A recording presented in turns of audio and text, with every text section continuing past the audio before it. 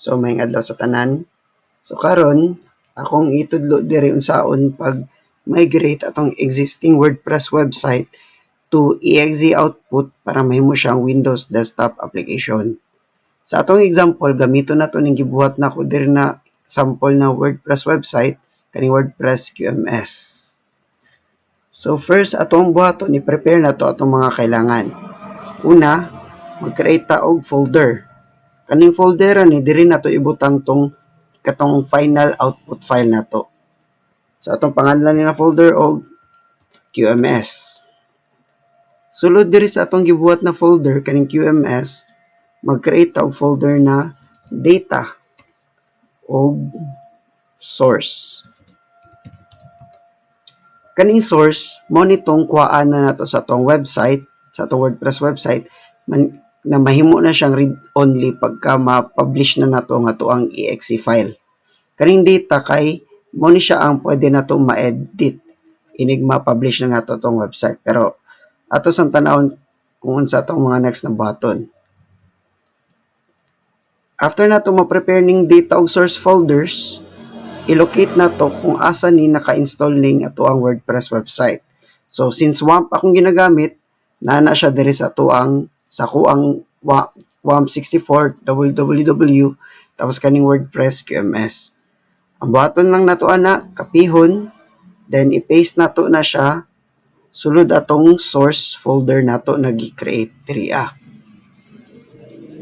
is nato.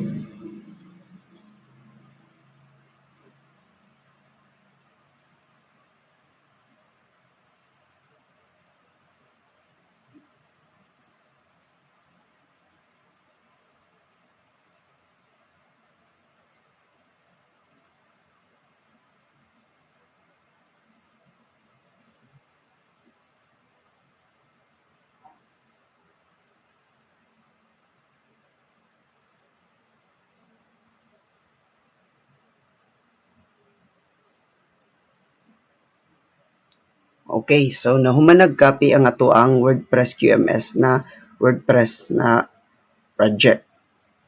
So tong next na button ani karon diri sa kaning WordPress QMS nato, syempre nabuo na ni siya na WordPress website na ni siya WP config.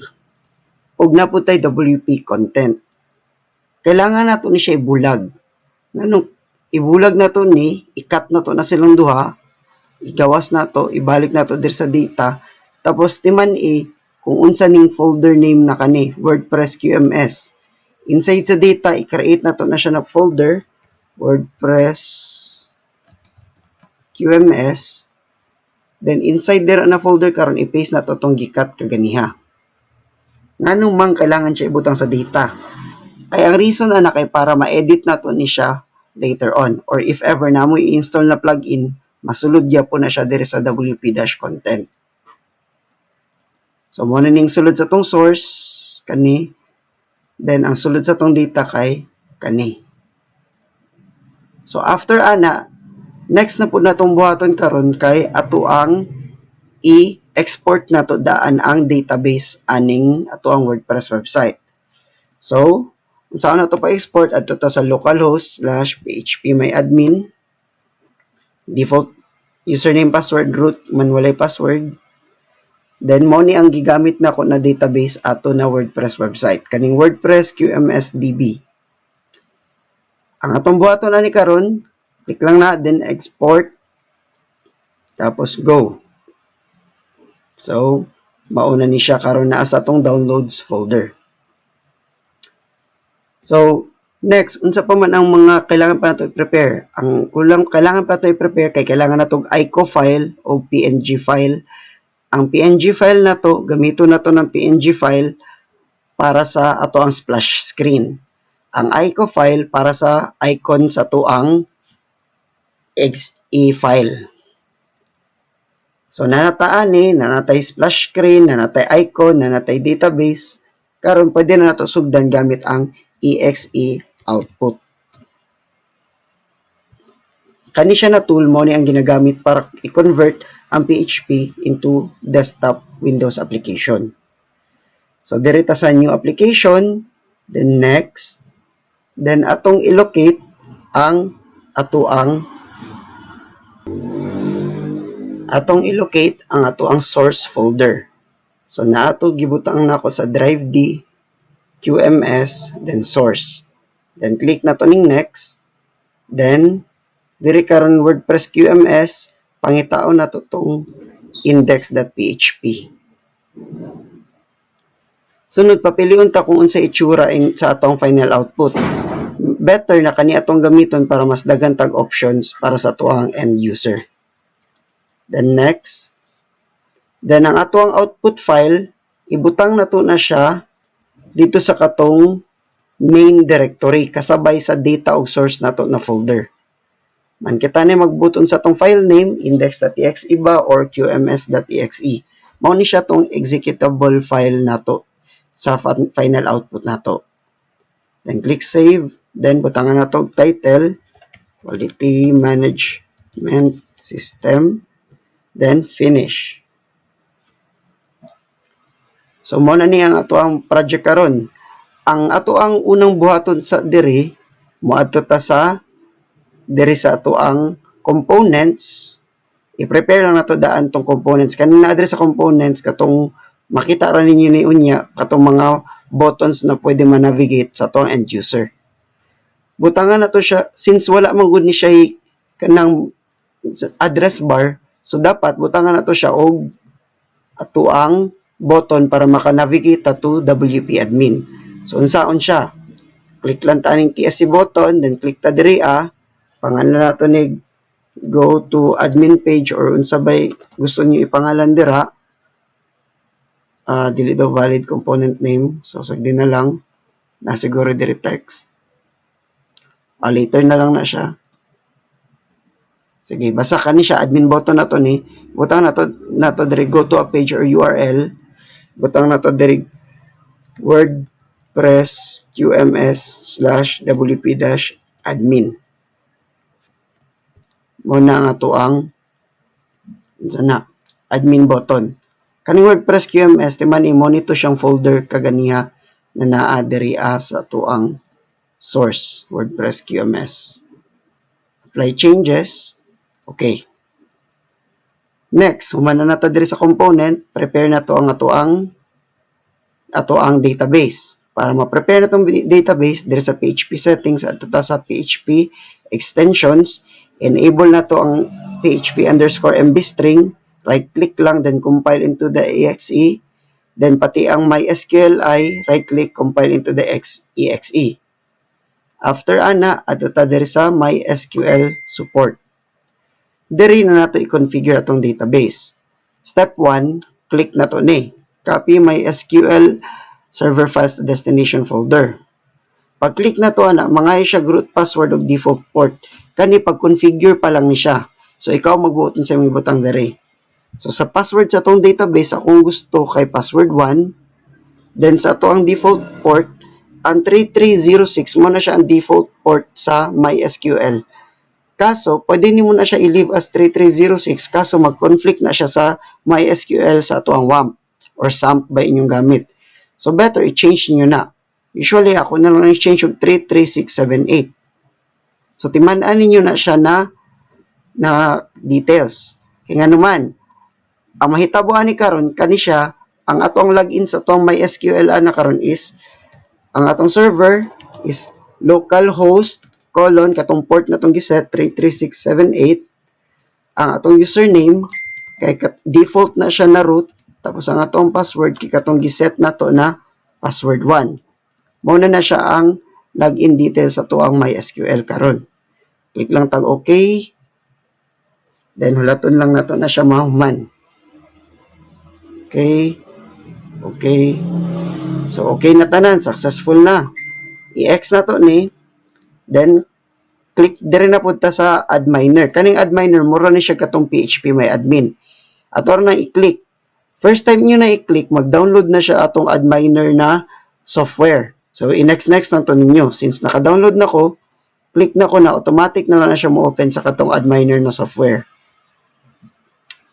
Diri sa add miner na software, i-login na to tong atuang gi-save ganiha. Muni kaning nasa kilid. Atong server, localhost, 33678, ang username default root, ang password kay password1. Then, login. So, makita ninyo, muna ni siya karon. Kaso, okay. Karon kay ibutang na nato to diretong ato ang database. Syempre, di man ta pwede dahil mo import dahil kailangan mo ito i-create sa ang database na atong important sa katong mga details. So, ato lang sundugon ang pangalan atong database na to diri sa phpMyAdmin, which is WordPress QMSDB. Sundugon na to na. Then, nabuhat na nato na siya na database. Remember, kani siya na database kay kaning mo ni siya tong portable na to na database diri sa atong adminer. Kaning localhost 33678. Separate ni siya dito sa atong phpMyAdmin. Since na-create na nato ni na database, i-import na to tong export na to na database ganiha. Nasa tong downloads folder kani. Open, execute. So karon na sulod ang ato ang database. Pero kani jud ang dili niyo dapat kalimtan. Diri sa WP options, click na to ning select data. Then make sure na kaning localhost pulihan na to ni siya og HE server. Click lang nato ni edit. Then ang localhost pulihan og HE server. Save. Same ra po diri sa atong home. Pulihan og HE server. Save. So na-save na nato, napulihan na nato HE server karon diri sa ato ang WP options. Pwede na nato i-close ning atong adminer or adminer in the meantime. Okay. Next, nato i-set up diri karon sa MySQL support. I-check nato ni start and stop the MySQL server automatically. Okay, kung di mo na siya i-check, pag run mo sa program, dili siya automatic na maka-open sa MySQL, so mag-error ato ang WordPress site. So, mananata diri karon sa PHP settings, diri na ta sa atong application output. Sa atong application output, di na nato ni hilabtan ning output path kay gi-set up na nato ni kaganihadaan, diretso ta diri sa deployment. Diri sa deployment, i-check nato ning create a portable version. Next, sa loading screen. Sa loading screen, mo na nitong giingon akong splash screen na PNG file. Gisave na ko to sa pictures. Mo ni si test.png. Man better kung combine ninyo ang splash screen ug ang progress bar. So, pwede nyo i-customize ang progress bar, pwede ra pod na katong default lang. Next, diri sa resources, i-select na to tong icon na to para sa tong exe file. Okay? So, na-prepare na nato tanan-tanan kailanganon nato. Ang next na tong buhaton karon kay, pwede na nato na siya i-compile.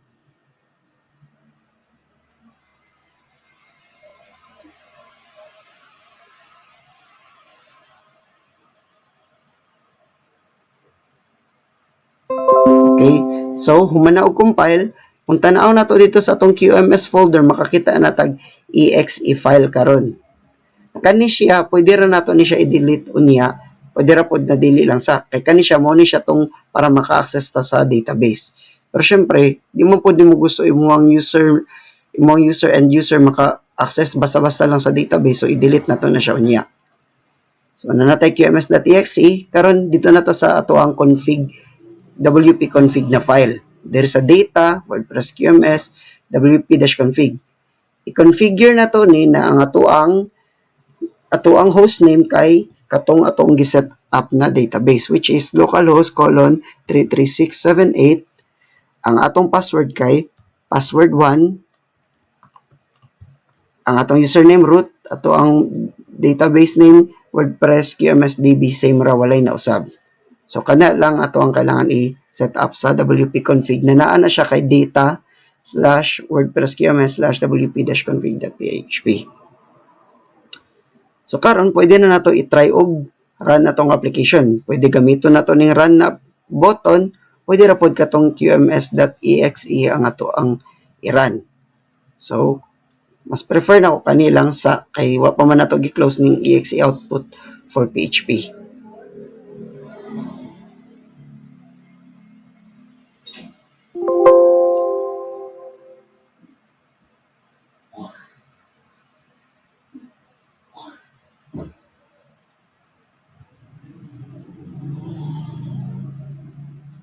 So pag run na to, mao na ni siya karon. Pero napa ni siya usa ka issue. Ang usa ka issue ani kung i-click na to ni na siya error, mayon siya og this page contains the following errors nga na. So unsa ang error ani? Ang error ani tungod ni kay katong napay ubang mga post, napay ubang mga unsa na URL sa atong database na nakabind pa to localhost. So unsaon na to na siya pag-fix? Ang una natong buhaton ani moadto ta sa WP admin. Pero kung makita ninyo wala tay browser bar ay address bar, I mean. Since wala tay address bar mo tong giingon ako crucial jud kayo na magbutang ta og go to admin page na button which is kaning akong gibutang dere. Click na ko na. So makalagin na ta karon sa tong WordPress. Butang na ko ako ang details dere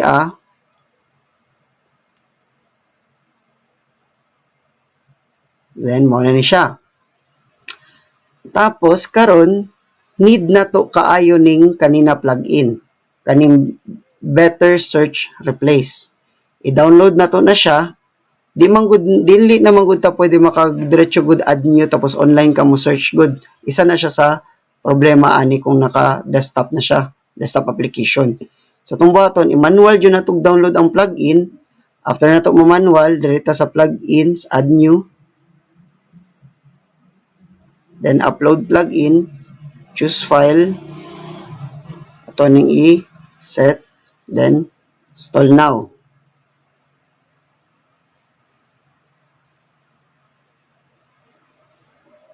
Activate plugin.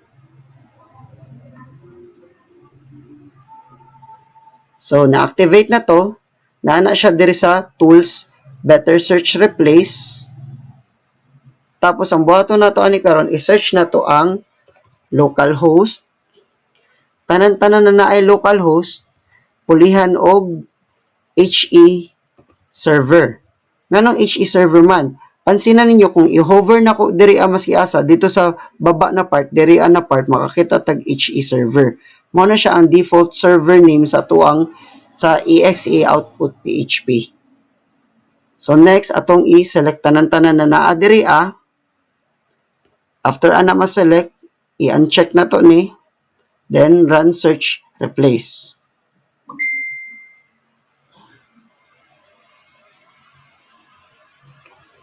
So, okay na. Ningon siya dere na 17 tables were searched with 5 cells changed in 5 updates.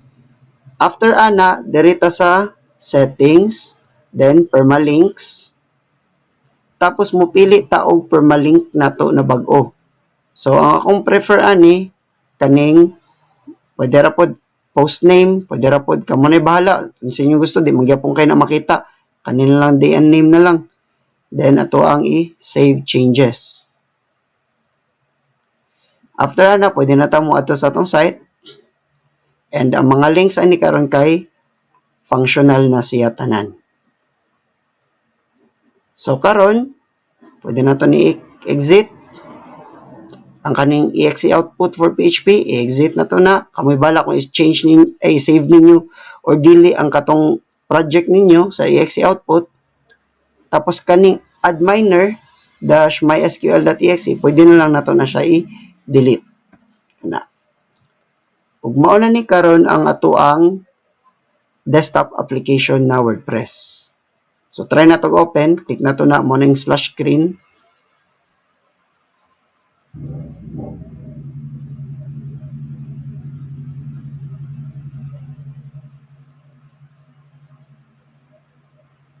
Okay na siya. Exit.